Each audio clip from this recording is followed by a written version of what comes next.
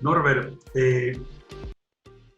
hoy en día, con todo con lo que nos estás comentando y compartiendo, hay un término que lo estamos usando mucho, lo hemos usado también nosotros, que es el tema de la incertidumbre, ¿no? Y sabemos, ¿no? Sabemos todos que la incertidumbre genera pues una angustia, un miedo a lo que viene, ¿no? Por el conocimiento.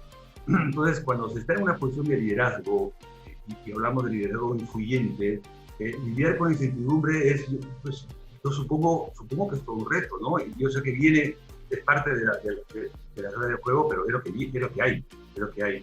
Y esta pandemia nos ha llevado a una situación extrema. Eh, ¿Qué recomiendas tú para los líderes influyentes en estas situaciones como la que estamos ahora viviendo y la que seguiremos viviendo seguramente en los próximos meses mientras esto se dé la nueva normalidad? Bueno, a ver, yo diría que obviamente la pandemia, como casi siempre todas las crisis, lo que hace es evaluar a los líderes de verdad, ¿no? O sea, yo creo que hemos pasado, o se está pasando un examen de una prueba de una escuela de negocios en la que hay líderes que están aprobando y líderes que están suspendiendo, ¿no? Con lo cual, en una situación de tranquilidad, cualquiera puede llevar un barco a buen puerto, ¿no? En una situación de tempestad es cuando realmente se ven los buenos capitanes, ¿no? Yo, obviamente, el concepto de la incertidumbre yo lo vincularía con el concepto de la resistencia a cambiar, del miedo a lo desconocido. Pero claro, es que cuando una persona tiene miedo a lo desconocido, siempre es porque pone en su foco, en su centro, o bien lo que ha perdido o bien lo que cree que va a perder, pero nunca qué es lo que va a ganar, ¿no? Entonces, yo creo que en estos momentos, obviamente la incertidumbre es clarísima. Lo que va a pasar, yo siempre digo que me atrevo a hacer un pronóstico y es que puede pasar cualquier cosa, con lo cual no me mojo, pero aun sabiendo eso, creo que tenemos que ser capaces de generar una visión o una ilusión en nuestros trabajadores, ¿no? En el momento en que un directivo pierde su autogestión, y en el momento en que un directivo transmite. Una cosa es transmitir dudas, que yo creo que tenemos que transmitir dudas y aceptar que nadie es todopoderoso, ¿no? Pero la otra es que transpire por los poros temor, miedo, ¿no? Si tú transmites miedo, el ser humano está demostrado que tenemos unas neuronas que son las neuronas espejo. Y las neuronas espejo actúan por modelo contagioso.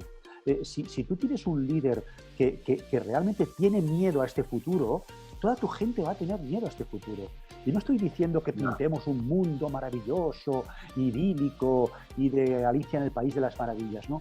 Pero de ahí a que sea el propio líder el que genere una catarsis negativa en sus equipos directivos, yo creo que va mucho. Entonces creo que, y vuelvo a conectar con lo que planteábamos antes, ¿no?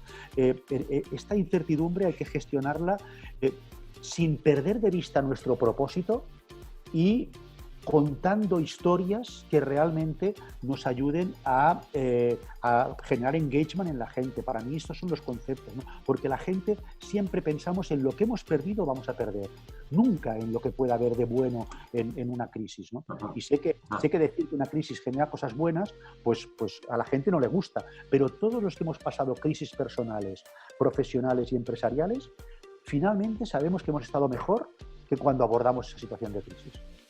Ajá. Has dicho unas palabras que creo que son mágicas, ¿no? Por un lado, el tema de contar historias, del storytelling, por un lado, el tema de generar engagement, el tema de que el líder influya. Todo esto a mí me genera una simple cuestión, ¿no? Has hablado del propósito, que vamos a retomarlo ahora, fundamental.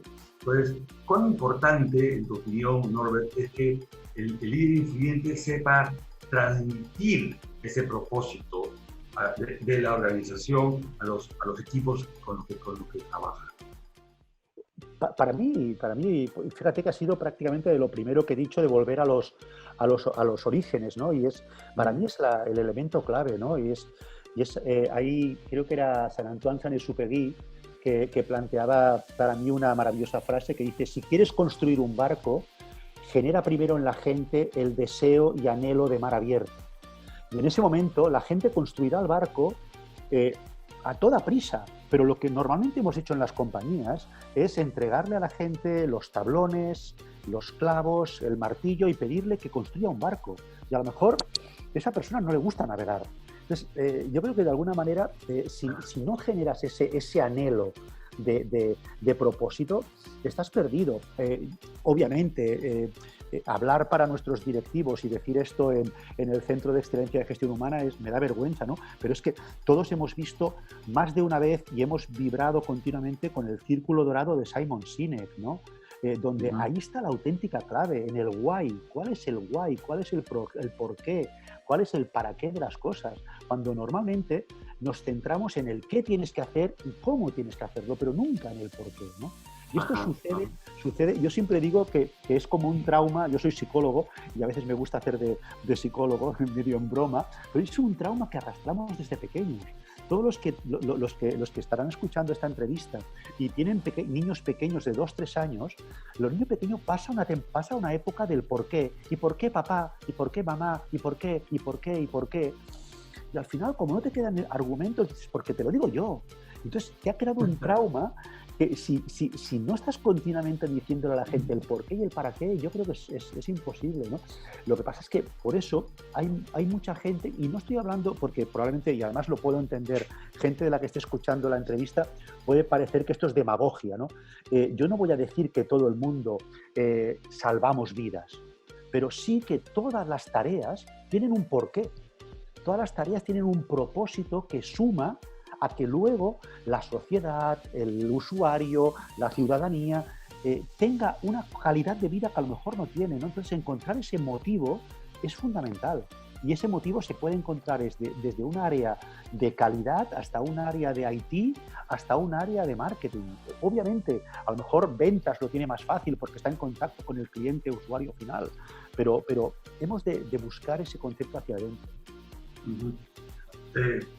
Para complicar más nuestra existencia de líderes, tú mencionas el tema de propósito, clarísimo, y el tema de engagement en los colaboradores, clarísimo. Bueno, ahora agreguémosle el tema del home office, el de la distancia, el de la lejanía, el no estar el líder con el colaborador antes tomándose el café en la cafetería o comiendo un emparedado por ahí, ya no, está alejado. ¿Cómo hacemos para que ese líder influyente continúe siendo un líder bueno, un líder influyente y dé un propósito y logre un engagement con un colaborador que está alejado en su hogar, en esas condiciones que uno no sabe en el mundo? Claro, fíjate, Néstor, que yo creo que este es un debate que hacía mucho tiempo cuando en nuestras capacitaciones hablábamos de trabajo en equipo. Ya éramos muchos los que planteábamos que el trabajo en equipo ha cambiado totalmente, ¿no? Porque antiguamente el trabajo en equipo pues lo tenías en una sala, estabas todo el mundo viéndose en un espacio. Pero es que la mayoría de gente que está escuchando esta entrevista está trabajando en multinacionales, donde la gente está trabajando en distintos países con distintas franjas horarias y a 10.000 kilómetros de distancia. Entonces, lo que ahora estamos entendiendo como teletrabajo, yo creo que ya muchísimos equipos lo han estado viviendo y era un liderazgo virtual. ¿Cómo lidero en la distancia? ¿Cómo lidero en la distancia no solo geográfica, sino para mí, peor, de bandas horarias? Es decir, ¿cómo hago que gente que tiene 9 horas de diferencia en bandas horarias, ahora mismo vosotros y yo tenemos 7? Es decir, ¿cómo ajustas para que las jornadas laborales se adecúen más o menos, ¿no? Entonces, obviamente, los expertos tienen claro que hay 3 temas que hay que tener claro para que cualquier equipo virtual funcione, igual que cualquier equipo presencial también, ¿eh?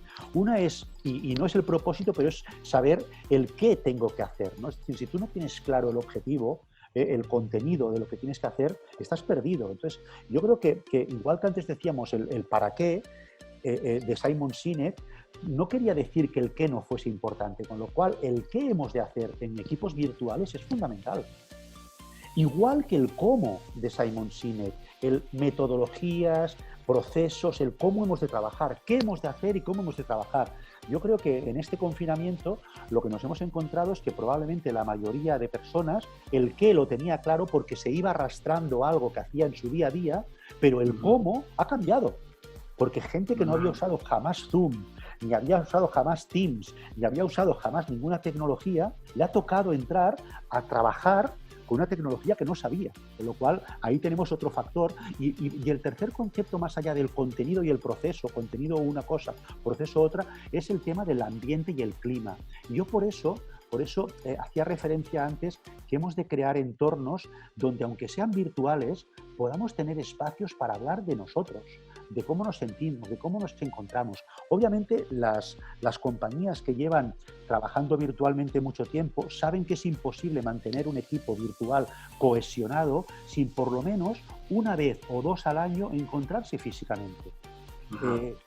El español es mucho de tocarse, creo que el peruano también, ¿no? Entonces necesitamos contacto. Entonces, por muy bien que trabajes el clima a través de la red social o por muy bien que trabajes el clima a través de la virtualidad, necesitas tocarte, ¿no? Entonces yo diría, para trabajar como nos va a tocar seguir trabajando, definir claramente los objetivos, definir claramente los procesos y crear un ambiente adecuado de trabajo, incluso a través de la virtualidad, ¿eh? Y para seguir construyendo este escenario en el que nos ha tocado el siglo XXI, voy a entrar, quisiera invitarte que entremos en los conceptos de lo que es la diversidad y la inclusión.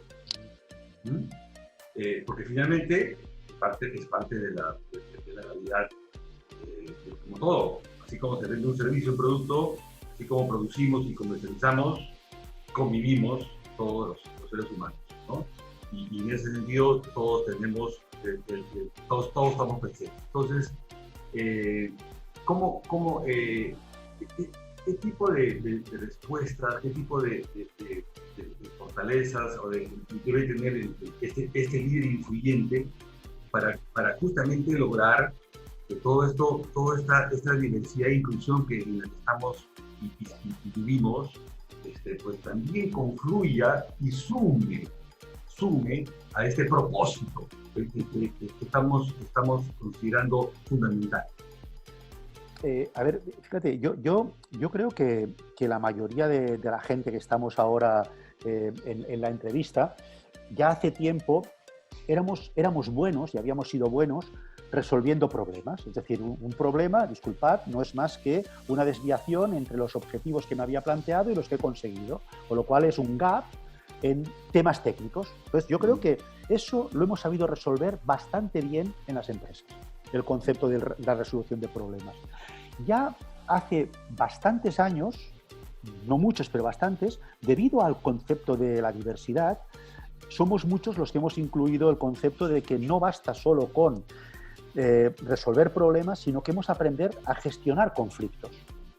Porque el conflicto es una discrepancia de intereses.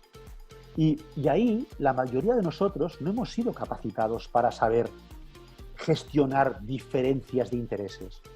Porque eso conecta con lo que hacía el psicólogo, la gente del área de personas, esto le toca a los de lo humano y lo divino, pero los que éramos buenos eran los técnicos que sabían resolver problemas. Entonces, para mí el principal punto que ha traído la diversidad es el concepto de aprender a entender que el conflicto es necesario y que sin conflicto no hay avance y que si no hay conflicto no rompemos el status quo y que por lo tanto incorporar diversidad en la compañía para que no haya discrepancias no tiene ningún sentido. Con lo cual hemos de aprender a entender que la discrepancia es normal dentro de la organización y por eso hemos estado introduciendo conceptos de capacitaciones de gestión de conflictos. Pero es que para mí esta pandemia nos ha introducido un tercer concepto más allá de la resolución de problemas y la gestión de conflictos, y es la gestión de dilemas. Porque yo creo que estamos en un dilema continuo y un dilema no es más que algo que tiene muchas soluciones. y que ninguna de ellas sabemos seguro que va a ser cierta o va a ser incierta. Nos estamos encontrando continuamente con expertos que tampoco son capaces de saber gestionar esta pandemia, porque es algo totalmente que no es un A más B igual a C. Entonces es un dilema. Entonces tenemos que aprender que la diversidad nos va a ayudar a gestionar conflictos, pero también hemos de aprender a entender que las cosas no van a ser nunca A más B igual a C. Entonces yo creo que esa ambigüedad que siempre se ha hablado en el mundo VUCA es fundamental, y la diversidad nos va a ayudar a tener distintos matices para poderla ver. Entonces yo diría básicamente lo que nos toca a los directivos, a los líderes, es desaprender, y volvemos con esa palabra tan cansina, desaprender modelos exitosos. Hemos tenido un siglo XX en el que más o menos nos podíamos mover planificando, incluso hablábamos de planificación estratégica. De largo plazo, además, de largo plazo. Y de largo plazo hasta más de 5 y 7 años. Sí. Pues eso ha quedado totalmente... No sé qué van a hacer mis compañeros de Business School de la asignatura de competitividad estratégica, porque van a tener que reinventarse más que nadie, porque es que la estrategia más allá de un año, podemos empezar a pensar en lo que siempre ha servido, y es diseño de escenarios. Diseñamos 10.000 escenarios y si pasase esto, ¿qué podríamos hacer? Pero nos encontramos ante una situación pura de dilema. Entonces, para mí el manager, el líder, lo que tiene que intentar hacer dentro de esos equipos diversos es crear, volvemos a lo mismo, crear un ambiente donde la gente se sienta cómoda, un ambiente donde la gente sea capaz de querer autodesarrollarse, porque para mí ese es un concepto fundamental. Yo creo que desde demasiados departamentos de personas, siempre ya sabes que a mí no me gusta llamarle departamentos de recursos humanos, porque yo quiero ser persona y no recurso, pero bueno, desde nuestros departamentos de personas o recursos humanos, yo creo que en demasiadas ocasiones hemos pedido al directivo que desarrolle personas. Yo siempre digo que el directivo no puede desarrollar a nadie, de no ser que sea Dios. El directivo solamente puede crear un entorno adecuado para que quien quiera autodesarrollarse pueda autodesarrollarse. Pero si alguien no quiere autodesarrollarse, tú no vas a poder hacer nada por él. Entonces, la diversidad yo creo que implica generar unos climas adecuados para que esa discrepancia de opiniones fluya y de ahí surja algo muchísimo más rico.